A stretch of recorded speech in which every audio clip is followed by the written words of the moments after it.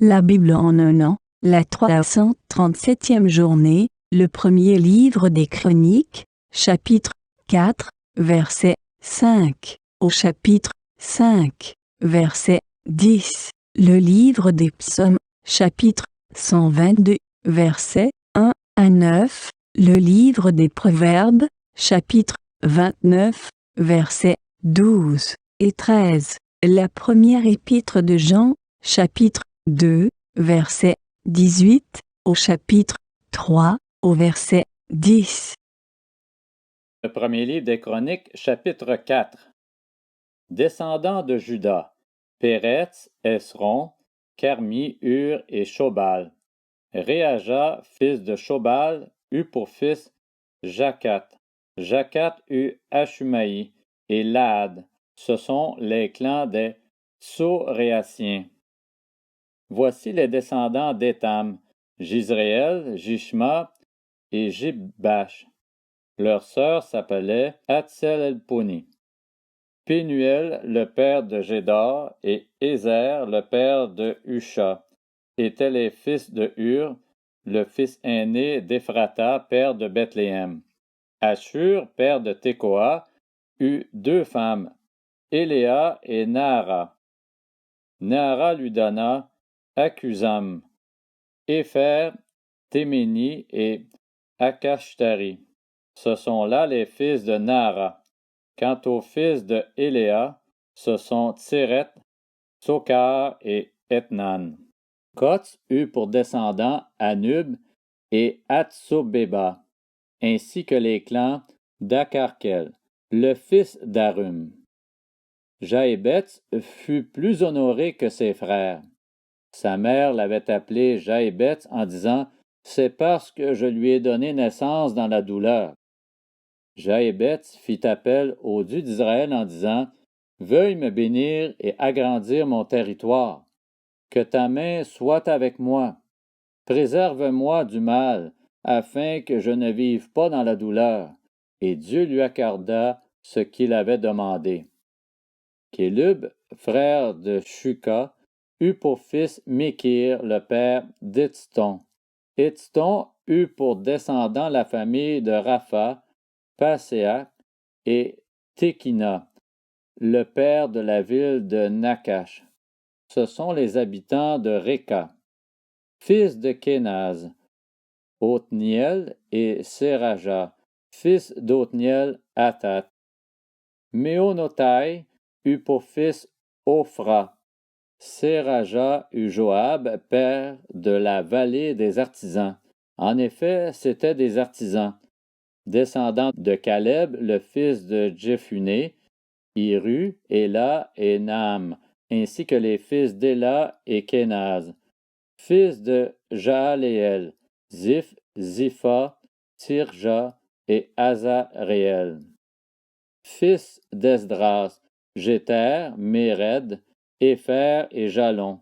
La femme de Méred lui donna Myriam, Shamaï et Jishbash, le père d'Etstémoa. Sa femme judéenne mit au monde Jéred, père de Guédor, Héber, père de Soko, et Jécutiel, père de Zanoa. Les autres étaient les enfants de Bidja, la fille du Pharaon, que Méred avait prise pour femme. Fils de la femme d'Odija, qui était une sœur de Nakam, le père de Kéila, le Garmien, et Etstémoa, le Maacatien. Fils de Simon, Amnon, Rina, Ben-Hanan et Tilon, descendants de Jisréi, Joquet et Ben-Joquet. Descendants de Shéla, le fils de Juda, le père de Léka, Laéda, le père de Marécha, ainsi que les clans qui travaillent le textile à Beth-Ashbéa. Il avait aussi pour descendants Jokim, les habitants de Kozéba, Joas et Zaraph, qui dominèrent sur Moab, et Jashubi, Lékem. Ces événements sont anciens. C'étaient les potiers et les habitants des plantations et des parcs. Ils habitaient là près du roi et travaillaient pour lui. Fils de Siméon, Némuel, Jamin, Jarid, Zéra, Saül. Descendant de Saül, Shallum lui-même père de Mibsam, père de Mishma. Descendant de Mishma, Amuel lui-même père de Zakur, père de Shimei. Shimei eut 16 fils et 6 filles. Ses frères n'eurent pas beaucoup de fils, et leur clan tout entier n'atteignit pas le nombre des descendants de Juda. Ils habitaient à Beer-Sheba, Molada, Hatsar-Shual, Bila, Etsem, Tolad, Bethuel, Horma, Siglag, Beth-Markabot, Hatsar-Suzim, Beth-Biréim et Shaharaim. Telles furent leurs villes jusqu'au règne de David avec leurs villages. Ils avaient encore Étam, Aïn, Rimon, Token et Achan, ce qui fait 5 villes, et tous les villages situés aux environs de ces villes jusqu'à Baal. Voilà leurs lieux d'habitation et leur généalogie. Quant à Méshobab, Jamlek Josha, le fils d'Amatia, Joël Jéhu, le fils de Joshibia, lui-même fils de Séraja, fils d'Aziel, El-Joénaï, Jacoba, Jeshoshaja, Asaja, Adiel, Jessimiel, Benaja et Ziza, le fils de Shiphéi, lui-même fils d'Alon, fils de Jedaja, fils de Shimri, fils de Shemaja, ces hommes, qui viennent d'être désignés par leur nom, étaient chefs de leur clan, et leurs familles grandirent tant qu'ils allèrent du côté de Guédor jusqu'à l'est de la vallée, afin de chercher des pâturages pour leurs troupeaux. Ils y trouvèrent de riches et bons pâturages et une région vaste, tranquille et paisible, car ceux qui l'habitaient auparavant descendaient de Cam. Ces hommes mentionnés par leur nom arrivèrent là durant le règne d'Ézéchias sur Juda. Ils attaquèrent leurs tentes et les habitations qui se trouvaient là. Ils les vouèrent à la destruction, et ce jusqu'à aujourd'hui. Puis ils s'installèrent à leur place, car il y avait là des pâturages pour leurs troupeaux. Il y eut aussi 500 hommes parmi eux, parmi les descendants de Siméon, qui se rendirent dans la région montagneuse de Séhir. Ils avaient à leur tête Pélatia, Néaria, Réphaja et Uziel, fils de Jishéi. Ils bâtirent le reste des survivants amalécites et s'installèrent là jusqu'à aujourd'hui. Le premier livre des Chroniques, chapitre 5. Descendant de Ruben, l'aîné d'Israël.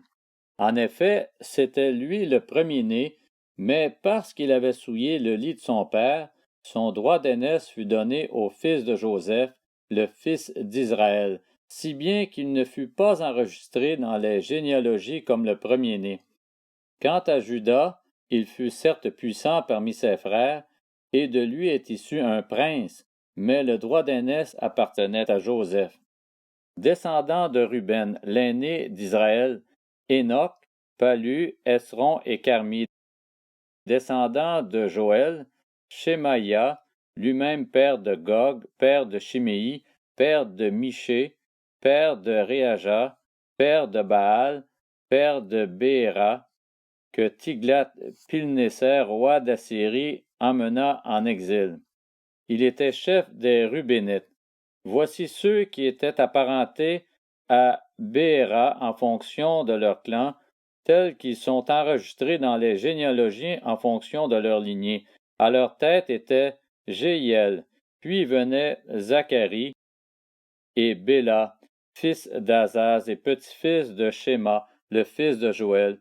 Ils habitaient à Aroër et leur territoire s'étendait jusqu'à Nébo et à Baal-Méon. À l'est, ils avaient pour habitation jusqu'à l'entrée du désert qui fait séparation avec l'Euphrate. En effet, ils avaient de nombreux troupeaux dans le pays de Galaad. À l'époque de Saül, ils firent la guerre aux Agaréniens et les bâtirent. Ils habitèrent alors dans leurs tentes, sur tout le côté est de Galaad. Le livre des Psaumes, chapitre 122. Chant des montées de David. Je suis dans la joie quand on me dit « Allons à la maison de l'Éternel ». Nos pas se sont arrêtés dans tes portes, Jérusalem. Jérusalem, tu es construite comme une ville qui forme un ensemble parfait. C'est là que montent les tribus de l'Éternel. C'est la règle en Israël, pour louer le nom de l'Éternel, car là se trouvent les trônes réservés à la justice, les trônes de la famille de David. Demandez la paix de Jérusalem. Que ceux qui t'aiment jouissent du repos. Que la paix règne dans tes murs et la tranquillité dans tes palais. À cause de mes frères et de mes amis, je dirai que la paix règne chez toi. À cause de la maison de l'Éternel, notre Dieu, je fais des vœux pour ton bonheur. Le livre des Proverbes, chapitre 29. Quand celui qui domine prête attention aux paroles mensongères, tous ses serviteurs sont méchants. Le pauvre et l'oppresseur se rencontrent. C'est l'Éternel qui éclaire la vue de l'un et de l'autre. La première épître de Jean, chapitre 2. Petits enfants, c'est la dernière heure. Vous avez appris que l'Antichrist vient. Or, déjà maintenant, il y a plusieurs Antichrists. Par là, nous reconnaissons que c'est la dernière heure. Ils sont sortis du milieu de nous, mais ils n'étaient pas des nôtres, car s'ils avaient été des nôtres, ils seraient restés avec nous. Mais cela est arrivé afin qu'il soit bien clair que tous ne sont pas des nôtres. Quant à vous, vous avez l'onction donnée par celui qui est saint, et vous avez toute connaissance. Si je vous écris, ce n'est pas parce que vous ignorez la vérité, mais parce que vous la connaissez et qu'aucun mensonge ne provient de la vérité. Qui est menteur? N'est-ce pas celui qui nie que Jésus est le Messie? Tel est l'Antichrist, celui qui nie le Père et le Fils. Si quelqu'un nie le Fils, il n'a pas non plus le Père. Celui qui se déclare publiquement pour le Fils a aussi le Père. Pour votre part, retenez donc ce que vous avez entendu dès le commencement. Si ce que vous avez entendu depuis le début demeure en vous, vous demeurerez vous aussi dans le Fils et dans le Père. Et voici ce qu'il nous a lui-même promis, c'est la vie éternelle.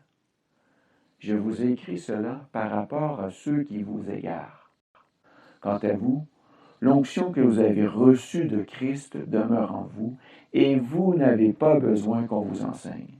Au contraire, puisque la même onction vous enseigne sur toute chose, qu'elle est véridique et dépourvue de mensonges, vous demeurerez en lui comme elle vous l'a appris.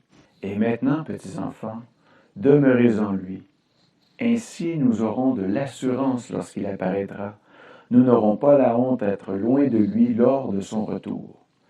Si vous savez qu'il est juste, reconnaissez que toute personne qui pratique la justice est aussi née de lui. La première épître de Jean, chapitre 3.